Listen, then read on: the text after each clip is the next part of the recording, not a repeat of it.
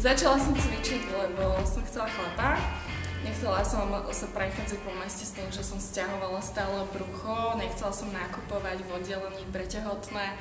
Chcela som vyzerať dobre, hej, už mi to odjazlo na nervy, že proste som vyšla hore po schodoch a bola som zadýchaná ešte pol hodiny, takže hlavne som chcela vyzerať lepšie a potom ten vedľajší produkt bol, že chcela som byť taká viac funkčnejšia, hej, lebo bola som celkom drevo. No predtým som proste bola baba, ktorá nad všetkým protestovala, vždy sa sťažovala, nebola spokojná sama so sebou, nebola spokojná so svojou prácou, non-stop riešila svoje telo, non-stop riešila svoje vzťahy a keď som v podstate schudla, tak sa nezmenilo len moje telo, ale zmenil sa aj môj pohľad na život, hej.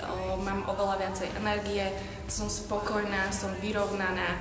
Aj tie vzťahy s ľuďmi sa automaticky zmenili, keďže jednoducho sa dívam na veci pozitívnejšie, tak sa to odrazilo aj na tých vzťahoch. Mojím hlavným projektom je Sama nad sebou, ktorý je vlastne môj individuálny vlastný projekt, ktorý slúži na to, aby som motivovala dievčatá nielen k nejakej fyzickej premene, ale aj k tej duševnej, aby si viacej trošku verili.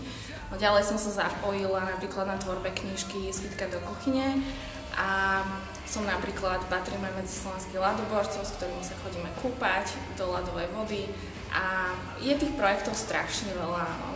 Píšem teraz momentálne svoju vlastnú knižku. Najväčší úspech bol asi to, že som vyhrala tú súťaž do formy, ale ja mám často, alebo každodenne mám nejaké malé úspechy.